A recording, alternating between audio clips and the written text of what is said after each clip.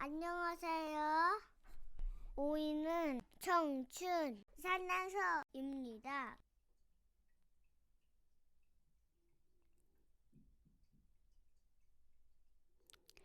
여러분 안녕하세요. 박은경입니다. 자, 오늘도 청춘 고민 상담소 문을 열었는데요. 어떤 내용인지 먼저 같이 살펴보도록 하겠습니다. 제 채널을 구독하는 친구들 그리고 제 수업을 듣는 분들 가운데서 NCS를 준비를 하시는 분들이 생각보다 많습니다. 요새는 수능 준비하는 친구들도 많이 제 수업을 들어주고 있더라고요. 다양한 수험생 분들께서 이 채널을 그리고 제 수업을 들어주고 계신데, 오늘은 그 중에서도 NCS를 준비하는 수험생 분께서 고민을 보내주셨습니다. 자, 이분은 직장을 다니시면서 공부를 하시는 분입니다. 그리고 육아를 병행을 하고 계세요. 그래서 기존에도 어떤 루틴을 가지고 공부를 하셨다가 수험 생활을 이어나가는 게 어려워서 재취업을 하신 상태라고 합니다. 여러 가지 이유들이 있을 수가 있는데, 뭔가 그 자존감의 하락, 그 다음에 우울, 무기력, 경제적인 문제, 이런 것들이 여러 개가 이제 겹치다 보니까 기존 루틴으로 공부를 하기가 굉장히 어려우셨다고 합니다. 자, 그래서 지금은 일과 육아, 공부를 병행하고 계세요. 대단하죠, 그렇죠? 공부만 하는 것도 쉽지가 않은데, 정말 일단 먼저 이렇게 하시는 용기와 그 다음에 노력에 박수를 먼저 드리도록 하겠습니다. 우선 이렇게 병행을 하고 계신 것만으로도 엄청나게 힘들 거다라는 거 여러분들도 짐작이 가능하시죠? 자, 그래서 출근 전에 새벽 시간에 언어 챌린지만 하고 퇴근 후는 육아로 하루 공부 시간이 약 40분에서 1시간 정도 된다고 하십니다. 그래요. 이분 말고도 직장을 다니시면서 공부하시는 분들이 굉장히 많아요. 민간 경력직을 준비하는 분들도 그렇고, 공무원을 준비하는 친구라고 이제 얘기하면 좀 실례일까요? 네, 그런 분들도 계시고, 사실은 다양한 어떤 환경 속에서 공부를 하시는 분들이 오히려 이 무료 채널들을 더 잘 활용하고 계신 것 같아요. 나이에 공부를 시작을 해서 저 같은 경우도 있을 텐데요 했는데 굉장히 많아요. 지금 이 분께서, 저는 지금 자꾸 친구 하는데 이제는 말을 조심해야 될 것 같아요. 늦은 나이에 공부하시는 분들 많아요. 네, 많습니다. 다양한 환경 속에서 공부하시는 분들 많고요. 근데 공부를 하기 위해서 이런 시간 확보를 어떻게 해야 될지를 질문을 하셨습니다. 시침 시간을 더 줄여야 하는지, 이거는 이분만이 아니라 모든 수험생들이 공통적으로 갖고 있는 질문 중에 하나이죠. 자투리라도 효율적으로 쓰고 싶다, 이런 것들도 마찬가지고요. 자, 그래서 아이 봐줄 만한 친척도 근처에 없고 신랑도 바빠서 저녁 늦게 오는 상황입니다. 최악입니다. 그죠? 평소 고민하던 중에 답이 나오지 않아 저에게 조언을 받을 수 있을까 해서 이렇게 메일을 보내주셨다고 합니다. 자, 저는 일단 너무 마음이 아팠습니다. 마음이 아팠어요. 네, 엄마인 것만으로도 사실 굉장히 힘들거든요, 여러분. 여러분들은 아직 상상이 안 되시겠지만 직장을 다니면서 공부하는 것도 힘든데, 직장을 다니고 육아를 하고 공부를 하는 건 엄청난 난이도입니다. 그래서 아마 이분의 건강도 우려됩니다. 그래서 항상 그러한 자기 자신을 좀 잘 체크해 주셨으면 좋을 것 같고요. 이제 이 분에 대한, 그리고 여러분들을 위한 짜투리 시간, 그 다음에 새벽 시간, 취침 시간 전 어떻게 활용하는 게 좋을지에 대해서 조언을 드릴 텐데, 이 시간 활용법에 대한 제 견해를 말씀드리기 전에 저도 굉장히 멀티로 살아가고 있거든요.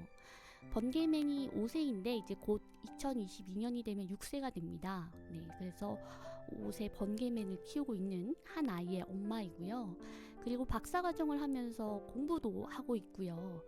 그래서 국문학 관련된 학회지에 편집 강사 일도 하고 있고, 또 여러분들과 함께 수업을 하는 강사이기도 하죠. 그러면서 이제 여러분들과 새벽을 여는 클럽, 무원 독서 클럽, 백문 챌린지, 이런 것들을 병행하고 있습니다. 유튜브 채널도 같이 운영하고 있고요. 저 정말 열심히 살고 있어요. 저는 그렇게 생각합니다. 하루에 온 시간을 정말 쓸데없이 보내는 그런 시간이 없을 정도로 부단히 노력하며 살고 있습니다. 이렇게 제가 멀티로 규칙적으로 열심히 살 수 있었던 이유를 말씀드리도록 할게요. 그게 먼저 전제가 되어야 될 것 같아요. 첫 번째는 건강입니다. 너무 뻔한 이야기이긴 합니다만 저는 이게 굉장히 중요하다라는 걸 수험 생활을 하는 친구들을 보면서 오히려 더 여러분들을 보면서 그런 생각을 많이 하게 됐어요. 아시는 친구들도 있을 겁니다. 제가 수업 시간에 얘기를 했기 때문에. 저는 20대 후반부터 큰 병을 앓았고 수술도 여러 번 했고 치료도 지속적으로 받아왔어요. 물론 지금도 사실은 완전히 완치가 된 건 아니고 계속 관리를 해야만 하는 상태입니다. 물론 그쵸, 그 병을 앓기 이전 상태로 돌아갔다라고 얘기를 할 수가 없어요. 왜냐하면 삶의 질이 굉장히 떨어졌기 때문에 평생 그럴 거고요.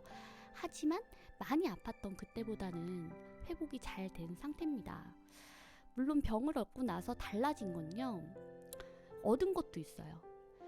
내 몸에 대해서 생각하게 됐어요. 그전에는 그런 생각을 해본 적이 없거든요. 내 몸을 혹사하면서 열심히 살아도 된다라고 생각을 했던 것 같아요. 근데 한번 아프고 건강을 잃어보니 건강만큼 중요한 게 없구나.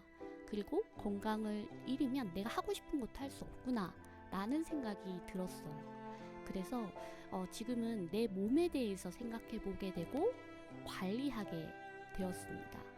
시간 관리만큼 건강 관리도 중요하다라는 거. 체력이 받쳐주고 정신력이 받쳐줘야 돼요.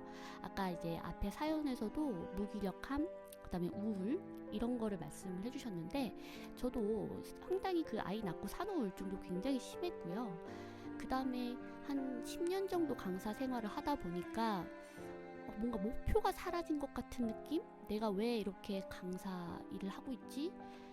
이런 생각에 약간 무기력증도 왔었고, 약간이 아니죠. 굉장한 무기력증이 왔었고 힘든 시절이 있었는데, 그러다 보니 그게 해결이 안 되니까 노력도 할 수 없고 아무것도 이룰 수가 없더라고요.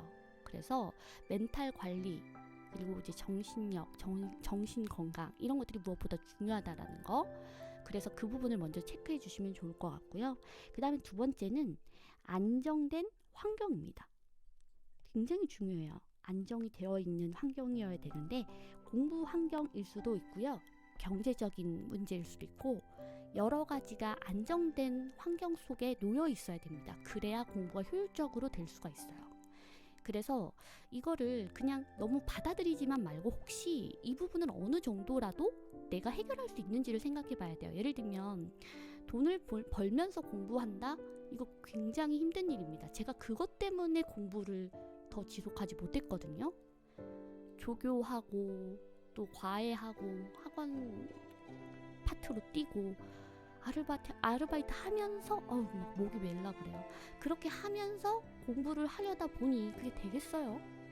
네. 저는 그 당시엔 그게 감당하기 굉장히 어려웠어요. 그래서 지금도 간혹 넌 합격생 출신 아니잖아 누가 이렇게 얘기하면 굉장히 마음이 아픕니다. 저도 공부하고 싶었거든요. 네, 어쨌든 그런 환경이 마련되지 않으면 결과적으로는 사실 오래 지속하긴 힘들어요. 그래서 이 경제적인 문제들, 이 부분들도 어느 정도는 여러분들이 부모님에게 도움을 요청을 하거나 아니면 먼저 어느 정도의 환경을 만들어 놓고 시작하는 게 훨씬 더 효율적인 공부를 할 수가 있고, 그리고 또 수험 생활이 줄어드는 효과를 얻을 수 있다라는 것을 강조해서 말씀드리고 싶습니다. 제가 뒤에도 말씀을 드리겠는데, 내가 경제적인 문제 때문에 힘들다, 엄마 아빠한테 도움 요청하세요. 당당히. 근데 안 돼, 못 해줘. 그러면 어떻게 해서든지 더 설득해서 한 해 더 할 수 있게끔 부모님한테 계속적으로 지속적으로 확신을 드리고 이기적으로 요청을 하세요. 그게 정말 안 된다라고 하면 6개월 정도 돈을 모아놓고 그 다음에 공부하는 친구들도 많이 있습니다. 네, 그 경제적인 것들을 계속 끌고 가면서 공부를 하다 보면 당연히 뒤에 가서 힘들고 저처럼 포기할 수도 있겠죠. 그래서 꼭 반드시 그런 환경적인 부분들이 안정이 되어야 된다는 것이고요. 그리고 또 하나가 있어요. 가족이 문제인 경우가 굉장히 많아요. 공부하는 분들 가운데서. 나는 공부를 하는데 자꾸 아빠가 전화해. 너 이번에 마지막이다. 아니면 또 엄마가 부담을 줘요. 너 이거 안 되면 그 다음에는 뭐 할 거야? 이렇게. 네. 그게 가족이면, 혹시 친구면 당분간은 인연을 끊어야 됩니다. 근데 제가 오늘은 조금 나쁜 사람처럼 얘기할 건데 그건 사실 여러분들이 너무 힘들기 때문에 그렇습니다. 착한 사람이면서 좋은 딸, 아들이면서 좋은 엄마이면서 어떻게 공부까지 다 잘합니까? 네, 공부만 해도 힘들어요.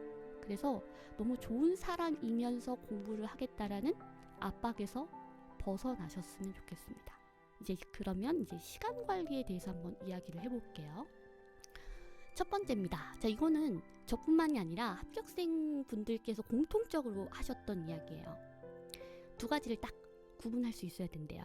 집중해야만 할 수 있는 공부가 있고 조금은 덜 집중해도 할 수 있는 공부가 있다. 그래서 그 두 가지의 범주로 일단 나눠봤대요.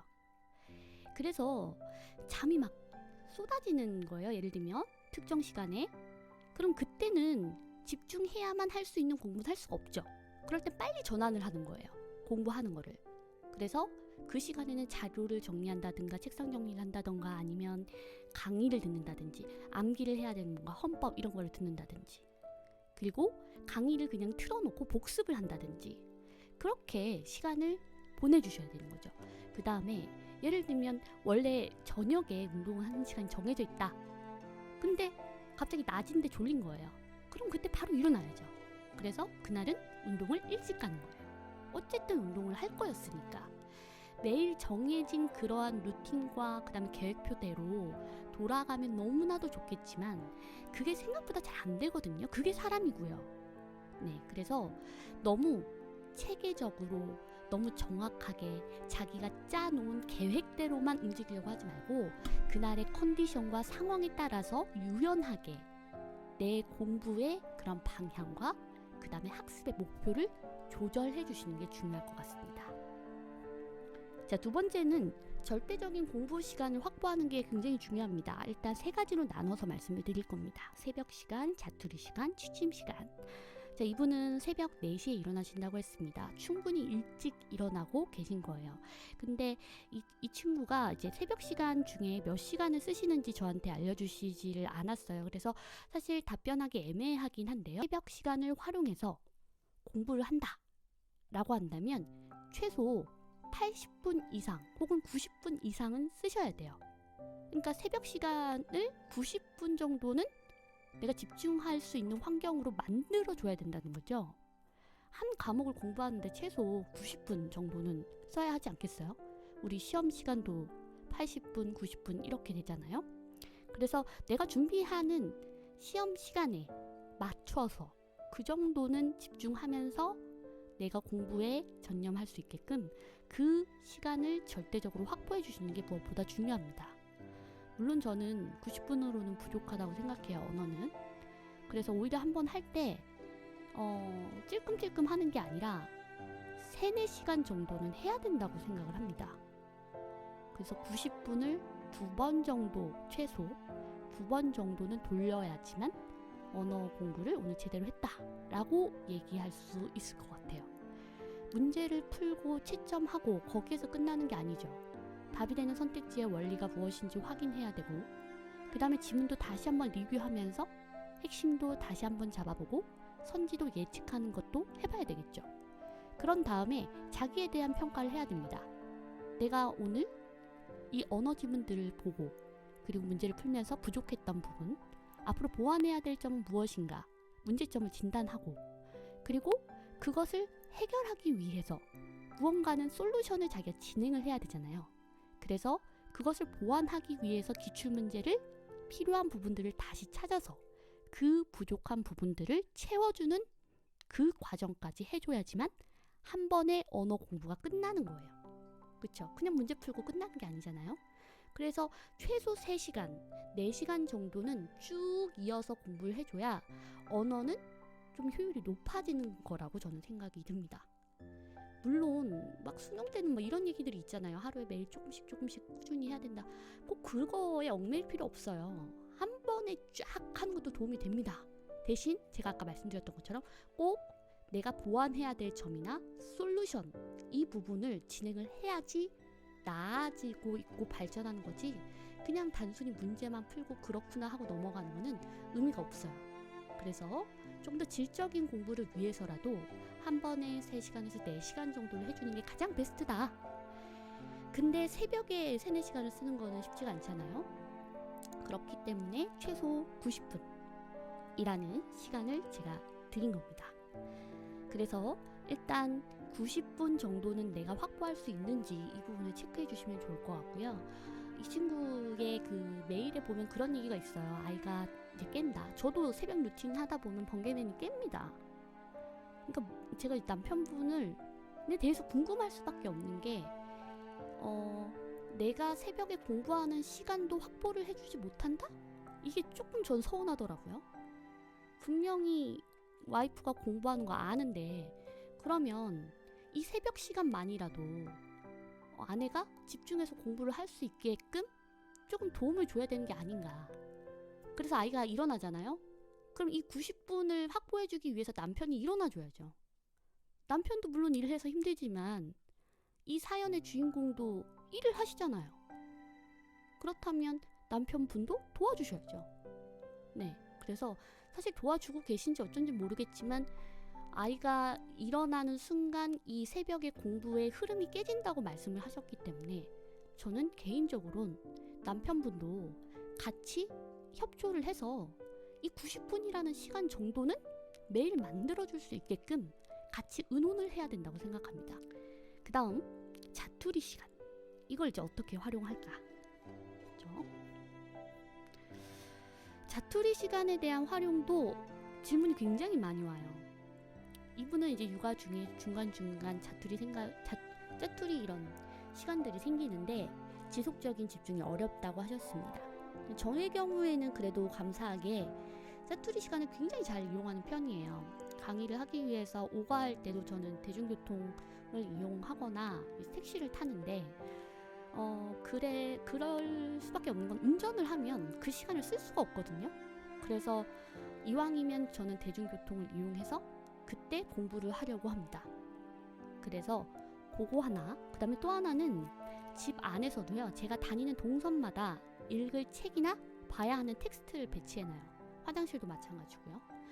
주방에서 전자레인지 돌리는 5분, 뭐 찌개 끓일 때 그냥 서서 기다리는 시간, 그 다음에 다 허투루 쓰지 않았어요. 그래서 책 한 페이지라도 읽자. 그 5분, 10분 얼마나 귀합니까? 밥 먹고 멍 때리고 유튜브 보지 않고 저는 책 한 페이지라도 읽으려고 했어요. 물론 그렇게 짜투리 시간에 읽어야 되는 책들은 너무 어렵거나 좀 복잡한 그런 글이면 안 돼요. 호흡이 좀 짧은 글이면 좋겠죠? 그래서 에세이도 좋고요. 내가 관심 있는 분야의 책도 좋습니다. 그래서 오히려 책을 읽으시는 게 어떨까라는 생각이 들고, 그리고 그게 아니라고 한다면 기출문제나 다양한 텍스트들, 문제들을 있잖아요. 일단 출력을 해서 방 곳곳에 놓아두세요. 그런 다음에 아이랑 놀다가 아이가 하나에 집중한다 싶으면 그 문제를 보시는 거예요. 네, 저는 이제 아이가 깊게 잠들 때까지 기다리는 그 순간이 너무 힘들었거든요. 그러니까 애가 잠들긴 잠들었어. 근데 내가 일어나면 왠지 깰 것 같아. 그런 순간이 있어요. 그럴 때 자꾸 쓸데없이 핸드폰을 보더라고요, 제가. 그래서 저는 항상 태블릿에다가 여러 기출문제들을 이제 저장을 해놓고요. 굿노트를 이제 활용을 해서 그때그때 문제를 하나라도 풀어요. 아니면 밀리의 서재, 맞나? 네, 밀리의 서재일 거예요. 그래서 그런 서비스를 활용해서 책이라도 읽습니다. 그래야 마음이 편하더라고요. 물론 지속적인 집중이 어려울 수 있어요, 짜투리 시간은. 여러분들 쉬는 시간에도 그렇잖아요. 막 사람들 움직이고 왔다 갔다 하고 이러는데 거기에서 막 집중하기는 어렵잖아요. 근데 저는 그럴 때 어떤 마음가짐이냐면 한 단락이라도 읽자. 하나의 단락만이라도 읽자. 그래서 꼭 처음부터 끝까지 지문을 다 읽는 게 아니라 오늘은 3번째 단락, 요 단락만 한번 읽어보자. 그래서 이 단락만 읽고 핵심 한번 찾아보자. 그것만으로도 나한테 도움이 된다. 이런 마인드거든요. 왜냐면 여러분들 하나의 단락 읽는데 그렇게 시간 오래 걸리지 않잖아요. 1분 넘지 않잖아요. 그죠? 그래서 어떠한 환경에서도 몰입할 수 있게끔 저는 일상생활 속에서 훈련을 하고 있는 것 같아요. 그리고 지금은 어떤 상황에서도 나는 글을 읽을 수가 있다. 난 몰입할 수 있어. 라는 자신감도 좀 생겼어요. 그래서 뭐 이 분의 경우에는 회사 출퇴근할 때 그때 시간을 어떻게 쓰고 계신지 이 부분도 한번 체크해 보시면 좋을 것 같고요. 그 다음에 점심시간. 좀 잔인한 말일 수도 있지만 점심을 패스합니다. 전 점심을 안 먹어요. 네, 그때 학생들 클리닉 한 명이라도 더 해주고 네, 그때 조금이라도 더 다른 생산적인 일을 합니다. 물론 그 불규칙한 식사가 안 맞는 분들도 있어요. 그렇지만 저는 점심은 패스하는 스타일이고 그때 저는 무언가를 한다라는 거. 그러니까 점심을 드시지 마세요 이 얘기가 아니라 점심시간을 줄여보세요. 그래서 점심시간 좀 줄이고 유동식을 드신다든지 간단하게 해결을 하시고 그리고 한 30분 정도만 확보해서 공부를 좀 더 하시는 거예요. 30분, 40분이면 ACS 모의고사 한 영역 정도는 풀 수 있지 않나요? 네. 그렇게 해서 시간을 최대한 확보를 하려고 노력하시는 거죠.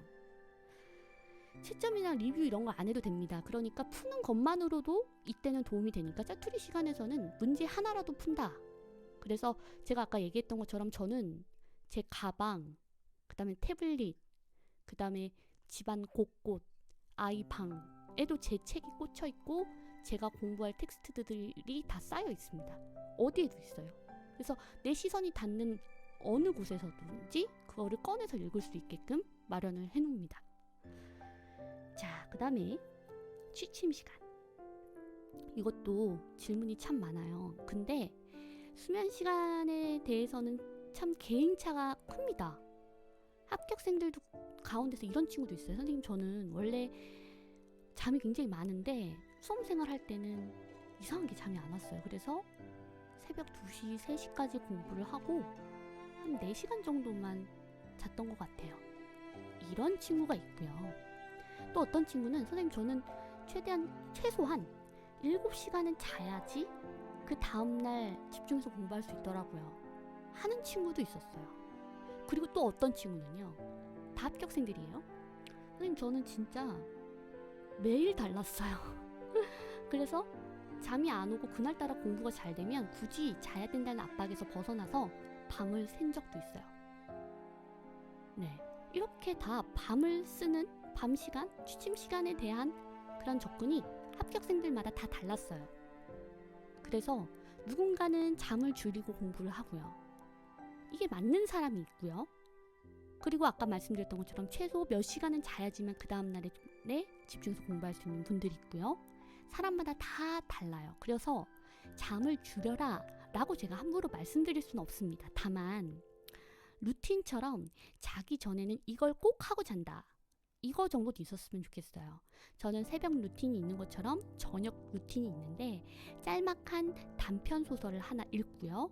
그 다음에 요새는 수능 비문학 지문 1개와 문제를 푸는 게 제 저녁 루틴입니다. 이렇게 해도 1시간 정도 걸려요. 이거는 최소한 하고 잔다.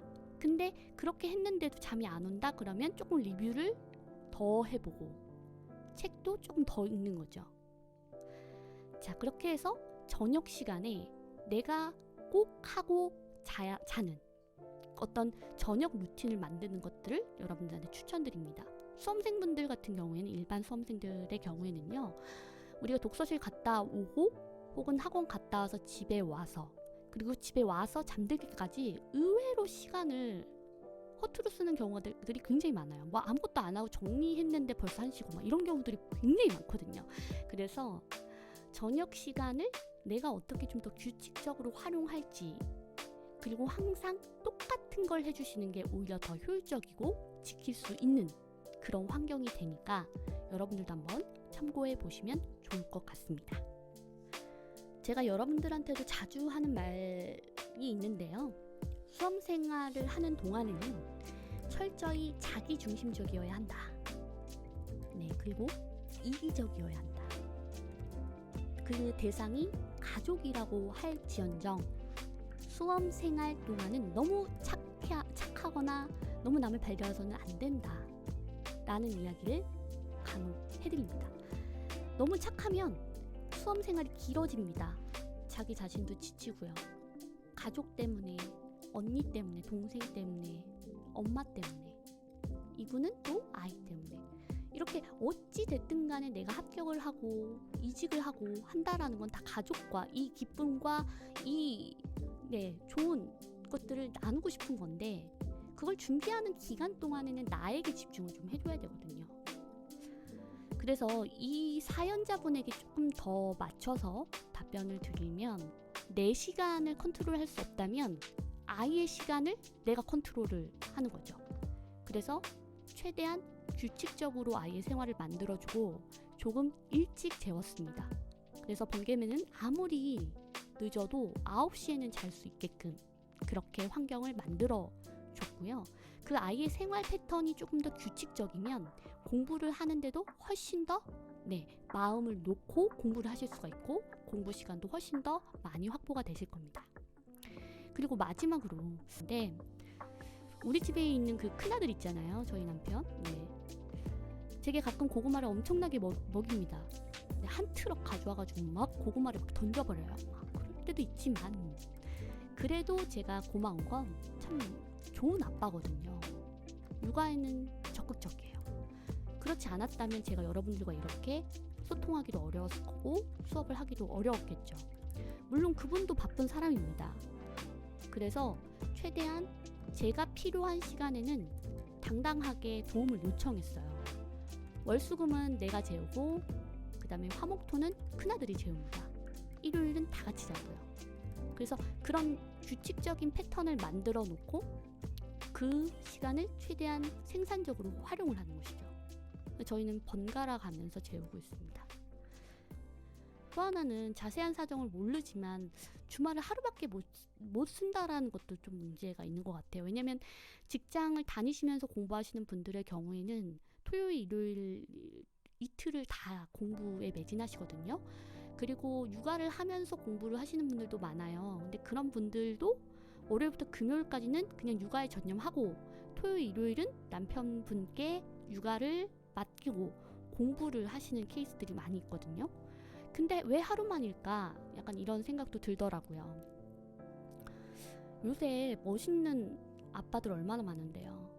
남자분들 굉장히 요새 멋있습니다. 네. 왜 혼자서 감당하세요? 요새 멋진 남편들 얼마나 많은데요. 내가 어쨌든 합격해서 내가 집안 경제에 도움이 될 거고 난 이미 육아로 아이와 시간을 보내고 있고 그렇다면 당당하게 말해서 남편분과 상의를 하시면서 이 부담을 같이 공유하고 나눠야 된다고 생각합니다. 혼자만 짊어질 게 아니라는 거죠. 그래서 얼마나 답답하고 힘들었으면 저에게 이렇게 요청을 하셨을까라는 생각이 듭니다. 왜냐면 가장 좋은 방법은 남편과 의논하는 거거든요. 그래서 그 부분이 해결이 안 됐기 때문에 저한테 물론 사연을 보내셨겠지만 최대한 가족과 의논을 하셔서 그런 그 부담을 나누고 함께 공유하고 하셨으면 좋겠습니다. 마지막에 이분이 이렇게 쓰셨습니다. 저 출발점이 다른 수험생들과 좀 차이가 있고 그럼에도 불구하고 저는 포기하기 싫어요. 후에 제 아이에게 본보기가 되는 엄마가 되고 싶습니다. 그리고 계속 공부하는 엄마, 성장하는 엄마가 되고 싶어요 라고 말씀하셨어요. 이미 훌륭한데 뭘 이렇게 또 노력하려고 하세요. 공부를 계속하고 싶다 이 생각은 저도 같아요. 저도 할머니가 되어서도 공부하고 싶거든요. 그게 제 평생 꿈이기도 합니다. 공부하는 사람이 되자. 그래서 그 부분은 굉장히 동의합니다. 하지만 공부를 계속하는 나가 되어야 되겠죠. 공부를 계속하는 엄마가 아니라요. 엄마로서 성장할 필요도 없어요. 성장을 해야 되는 엄마라는 건 없거든요. 다 엄마는 처음이고 엄마는 그냥 엄마 그 자체로 이미 훌륭한 거니까요. 이미 충분합니다. 그래서 더 좋은 엄마가 되려고 하시지는 마세요. 엄마로서 더 노력하려고 하실 필요도 없고, 아이는 일하는 엄마가 아니어도 계속 공부하지 않는 엄마라도 그냥 엄마니까 엄마를 사랑할 거예요. 지금도 이미 고마워하고 있을 거고, 그래서 건강하게 잘 자라고 있을 겁니다. 그러니까 공부를 한다라는 것 그 자체가 즐거웠으면 좋겠고, 아이를 위해서나 가족을 위해서도 아니고, 아이에게 이런 엄마이고 싶어서도 아니고, 그냥 내가 즐거워서, 내가 하고 싶어서 하는 그런 공부였으면 좋겠습니다. 그래야 그 짧은 시간도 행복하고, 내가 그 짧은 시간도 효율적으로 쓰면서 집중하실 수 있을 것 같습니다. 자, 오늘은 이렇게 공부하는 엄마, 일하면서 공부하시는 엄마에 대한 사연을 함께 나누어 보았는데요. 네, 물론 수험생활에 더 필요한 시간 관리법에 대해서는 제가 따로 다시 콘텐츠를 마련해서 여러분들한테 말씀을 드릴 겁니다. 하지만 제가 오늘 이 사연을 선택을 한 건 정말 응원하고 싶어서입니다. 포기하지 말고, 나를 위해서 어쨌든 시작한 공부인 만큼 지치지 말고, 네, 꼭 완주하시길 바랍니다. 제가 정확한 내막을 잘 알지 못하고 가족들의 그러한 상황을 잘 알지 못하기 때문에 혹시 너무 선을 넘어서 말씀드린 게 있다면 그 부분은 이해해 주시면 감사하겠습니다. 네, 오늘도 청춘 고민 상담소 열어보았고요. 요새는 성황입니다. 네, 많은 분들이 사연 보내주시고 계세요.